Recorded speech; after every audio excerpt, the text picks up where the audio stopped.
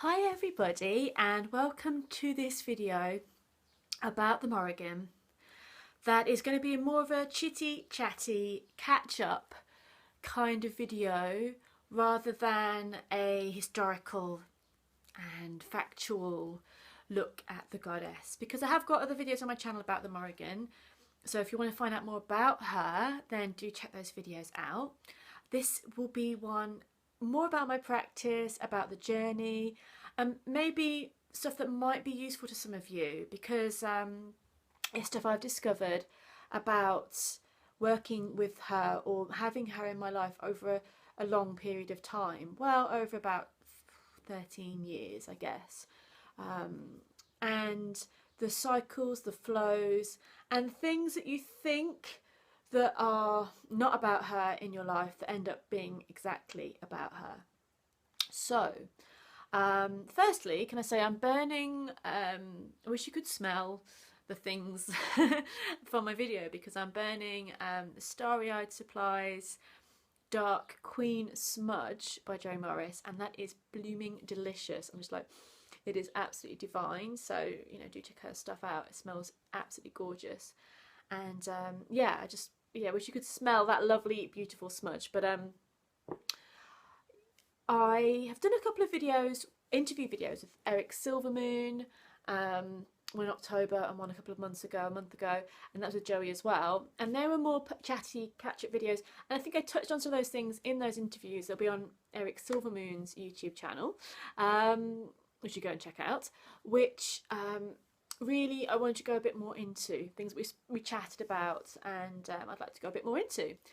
So my feelings of this is it's after a period of time. I haven't made any Morrigan videos for a couple of years, and I think it was 2014 was when I made Morrigan videos, and because at that time and before 2013 2014 I was working with her in an exceptionally intense way and a very public way, so running retreats and workshops, and also going through my own transitions and changes in life, but doing this very, holding the space, being there on the very public domain, working with the Morrigan. And then I don't know, you might have even thought about it, but I've realised that 2015 and 2016 so far, it's been a lot quieter. I haven't been in that space out there doing things. And this is actually something that I think Eric was saying on his video, because he was doing the shadow work with the Morrigan. He was going to do it for 33 days, I think, and he realised that what it brought up, hopefully I'm quoting you right, Eric, but he realised what it brought up for him, the shadow work, was so strong that he was putting it out there before he had actually dealt with it in here, and how important it is to do the inner work, especially after an intense period of time when you're doing some full-on goddess work. You may not even realise you're taking on so many lessons, but you will be. And the importance of stopping and breathing and taking that step back, to have the wisdom when to be quiet. And that was my thing for 2015, the wisdom of bringing it back in and working out the balance. Where was I? What was important? And then things happen sometimes that really shake your journey, and you're not sure if it's what you thought it was. And these things will come up again and again, and they will come to test you on your path. And they really tested me. And I just always feel like when you're doing this work, it's going to bring up a lot of stuff to work through, and you have to honour that and work through it. So I spent about a year and a half not doing so much public stuff, because I was going very much within and working out where this was for me, and also getting balance. Something I think with the Morrigan, and maybe you find with different goddesses, is when she has something for you to do, like my friend has written a book with her in it, and maybe it's artwork, or maybe it's workshops or retreats or something, there is such an intensity in how you work at that time that I actually don't think it's particularly going to be sustainable for all the time without having that inner breath. And that in breath could take a year, could take 2 years, 10 years, 5 years, 2 weeks, but there'll be an in breath. And I feel like that's and it's what I'm getting used to actually as well, that there's waves in your life when she will be there in such a way. And there's waves when the tide feels like it's gone out and you're not sure where you're standing and if the goddess is still standing with you. There's definitely been times I've been like, have I shut down a bit, or has things changed? And this was what I learned, was part of the lesson, was part of her lesson, that she couldn't stand with me through certain things because the lesson itself was to learn to stand up and to trust. And things that maybe I wanted help with, she could not help me with because it was the lesson. And to step in and help wouldn't be the lesson. And then I sort of, as I have learned that lesson, and as I've got, I suppose, a bit stronger or kind of developed in a certain way, you look back and you go, of course. And she says, you know, you had to get here before I could come back to you, or before I could take you on the next step. And also sovereignty and working your own way sometimes.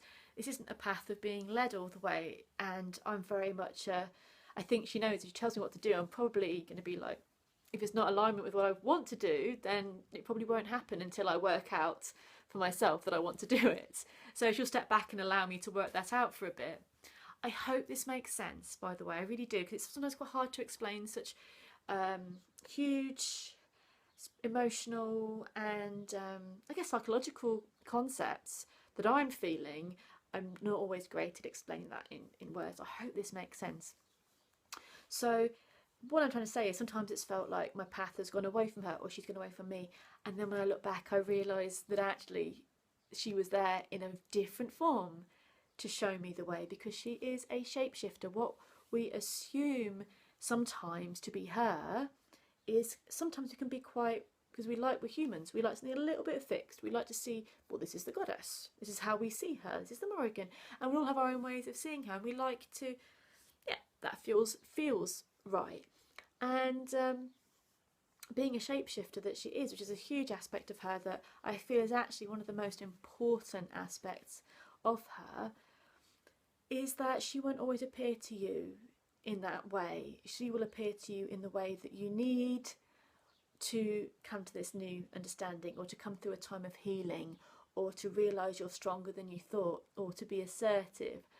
Whatever lesson that you're needing to learn to deal with some huge, maybe childhood issues, insecurities, and she'll show you them, saying, look, this is stopping you from developing.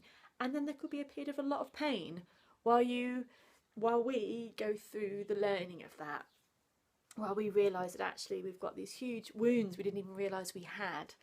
And there's no guidebook for when this comes up. And so just be aware that you've not been abandoned. If you are on that journey with the Morrigan, or maybe with another goddess, whatever you're going through, as long as you're being true to yourself and aligning with yourself, and actually, you know what, even if you're not being true to yourself, it will come around that she's trying to show you a mirror that you weren't being true to yourself. So if you're on this journey, the road is winding and there's mirrors to show you what's not working. And for me, I'm a very determined person, so if there's something that I want, it can take a lot of look to show me maybe it's not the right thing at this time, or to show me that actually I'm dishonouring myself being a certain way. So, and you know, this is sometimes, you know, take quite a long time to learn these lessons, but it does not mean that she is not there. And actually, if you are asking for her, she will be there, but it might be in a different way than you're expecting. And just back to the wave thing, I've just noticed the patterns over the years that there's been an intense period of work, wow, and then maybe she just thinks, you know, you need a break. Maybe she just feels like, you know what, I know that I humanly need to look at other areas of my life, or that I need to rebalance before I can be useful again to do the next stage. So actually she may be saying, just take some time out, and there's me just worrying that it's not okay instead of just relaxing, which is probably what I'm meant to be doing. But I feel like this may not be true for everybody. You may feel that you have a very steady and constant relationship. You may feel differently. But for how I work, which is often with intense energy for a time and then be totally zonked out for a bit, and that's in all areas. Yeah, it's an interesting journey that I think only because I've had a long time, a very long time anyway, to see the pattern, that I can see there's been a constant, you know, if you commit to this, then you've committed to it, but it doesn't mean it's always going to be at a certain level. And sometimes it might feel that your deity, your goddess, isn't there, or that you may feel you've gone on a different path, or you may feel like, what have I done wrong? Or you just may feel like, I don't want to know. I mean, you may just feel it's all too much. I do not want to know right now. Because that's actually honest. If it's coming from an exhaustion or from an overwhelm or from being hurt, you may not want to know. And there's no point chucking on if you're just not in the right space. So therefore, take that beach time she's giving you. Take that time out until you want to know again, until you want to get out there, or just get in there and just feel that energy again. Because it won't, I don't feel, and I haven't found that it's always right to be in a certain space, in that kind of devotion or action with the goddess, because balance has got to happen, and there's other areas of your life which need sorting out, and there's other energies to explore which are healthy to explore. And again, I used to have a feeling about, am I cheating on the goddess by thinking about another goddess? Honestly, I'm terror. And I remember, I might have said this before, but I was out on a lovely Ellen retreat. So do check them out. It's by Sam and with Susie, those of the Ellen girls and the Ellen retreat. And we all had this thing with the Morrigan. It was interesting. A lot of people on the retreat were into the Morrigan as well. I mean, this discussion came up about cheating on the goddess, and we all had this kind of guilt thing about it at the time. And I went out into the woods and I just asked, you know, about, I think, I can't remember what I asked, but I think it was something about cheating on the goddess. And I got these words that it's like, how can you understand us, the divine, if you can't even understand yourself? So it was microcosm, macrocosm. Don't try and analyze what you can, and, you know, compartmentalize, have an answer for something out there if this you can't even deal with. And so I think it was just a time of dealing with this and not worrying about the bigger questions of, if it feels okay, then it's okay, and to work on the stuff within, work on the healing, work on the dealing with stuff.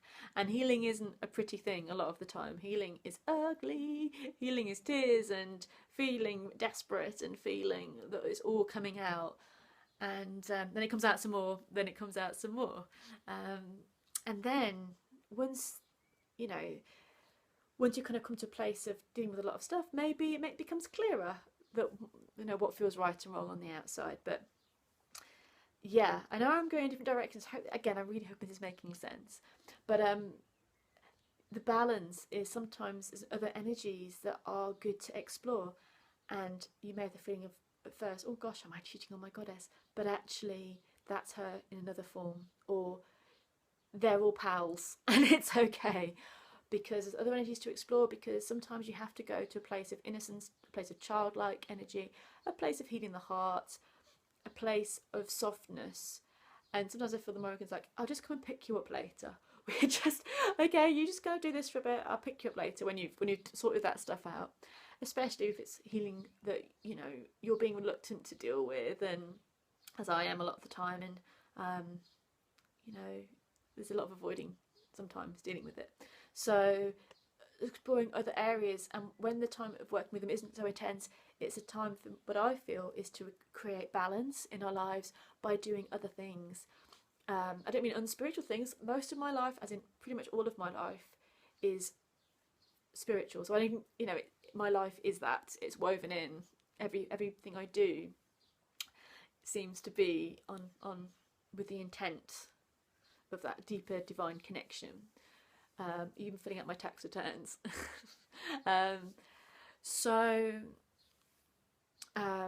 I've lost my track of thought there, but you know, it's exploring other divine areas that may not actually naturally feel like what you normally do, is what you can do when your goddess is giving you a break for a bit.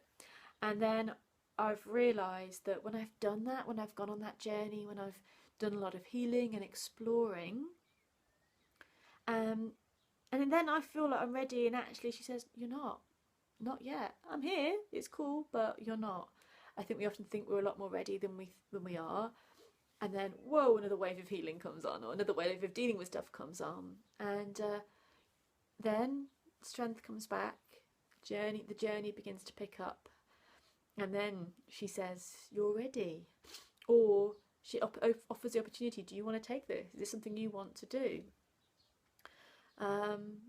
So this may not be how it works with you. If not, it doesn't matter. I'm just sharing you certain things, a bit about why I haven't been doing so much outer stuff, so much public stuff over the last year or so about the Morrigan, because I've been on my own journey of the inner work. And I feel like you've got to witness when that happens and just take it on board and take that step back and do it. Otherwise I've ended up just being a bit burnt out. So the inner work needs to be done, especially when it's that shadow work, when it's brought up a lot of stuff to deal with, and just showing you a little bit of the things that are still shaky, or the things that need working with. But it doesn't mean you're not, and it doesn't mean that I haven't been, and that you're not actually on the path. It doesn't mean you've taken a step off it, taken a step back. It is light and dark weaving, and there's times for the wave to come in and to be like, I'm doing all of this and this is all what's happening, and times for you to go, and I've done that and now I need to deal with all of this and go back in. So that's what has been going on with me regarding the Morrigan particularly, and I feel like now I can understand it more. I probably didn't really understand it at the time so much, but now I understand it more. And just if you ever feel like you were sure you were on a bit of a path and then that has changed a bit, or you feel like it's brought up a lot of stuff for you to deal with, don't feel you're failing, don't feel you're doing the wrong thing. This is the powerful part of the journey. Sometimes it's easier to be all like out there, but actually to go back in and really work on the stuff is more brave and more powerful and more the work than anything you could do, you know, on the outside by making videos or workshops or whatever I was doing before, because I just really need to go back in and honour myself. And therefore, hopefully, whatever comes out next, whatever comes out now, I hope is in alignment, and I hope has some power to it that feels right for me and for this journey. So, okay, I don't want to go on. I know I'm talking about the same thing a lot.